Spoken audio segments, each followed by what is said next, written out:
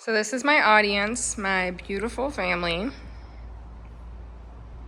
Let's get this started.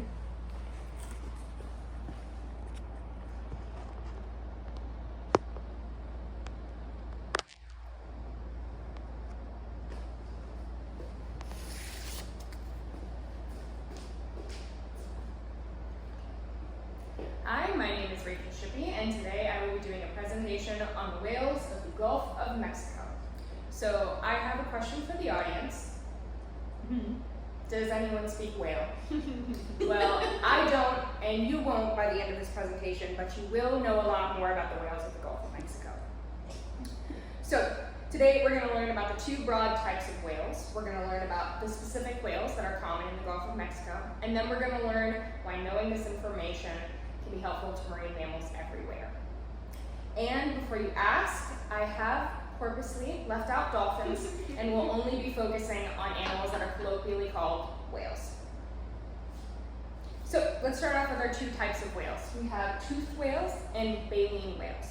According to the National Park Service in an article called Tooth versus Baleen Whales from 2015, baleen grows from the upper jaw of whales, and when they eat, they engulf a lot of water, and that baleen acts as a sieve to let the water all go and then keep all of the krill that make up their diet in their mouth. And toothed whales obviously have teeth. And so for our whales of the Gulf, according to an August 2023 article called Whales of the Gulf by the Texas Environmental Research Center, there are 7 types of whales in the Gulf, toothed and baleen, and we're going to start off with our baleen whales, the Rice's and humpback whales. So first up, we have the Rice's whale. And from the Rice's whale species profile from NOAA, they are endemic, which means they only live in the Gulf, and they're also pretty endangered. So there are only about less than 100 individuals left in the Gulf. According to that article, these guys can be ID'd by their sleek body, dark gray backs, and they can grow up to about 41 feet long. Next, we have our humpback whales. These guys should probably be pretty familiar to you. So from the humpback whale fact sheet published by Nature in June of 2022, these guys can be ID'd by their distinctive hump, long pectoral fins, and knobby head. These guys can grow up to about 40 to 50 feet long. And now, on to our toothed whales.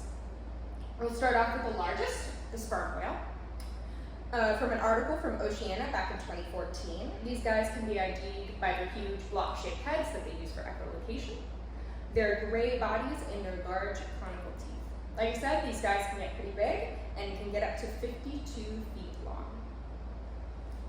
And now to their smaller cousins, the pygmy and dwarf sperm whales.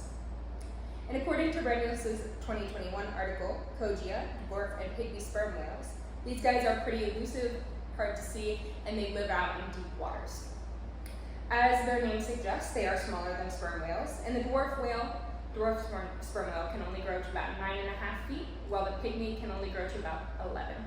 But these guys have a really, really interesting adaptation that is only found in these two whales, and that is if they feel threatened by a predator, they can actually excrete from a gland near their anus to make the water cloudy, much like a squid would when it feels threatened, in order to get away from predators. And lastly, we have two other similar looking whales. We have our melon-headed whale and our short-finned pilot whale.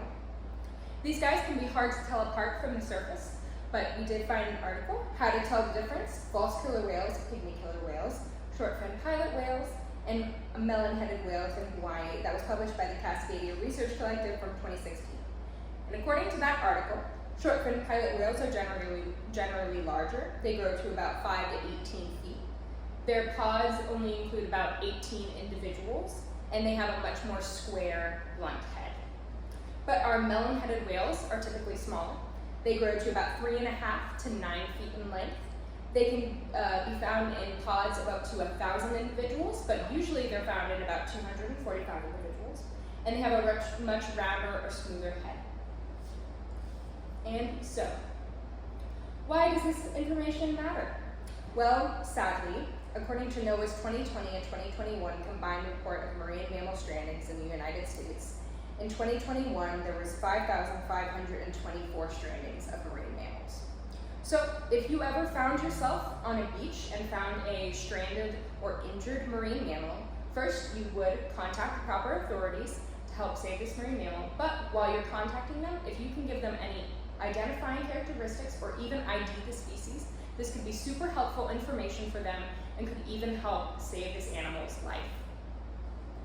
So, in conclusion, there are many different whales in the Gulf of Mexico with unique adaptations.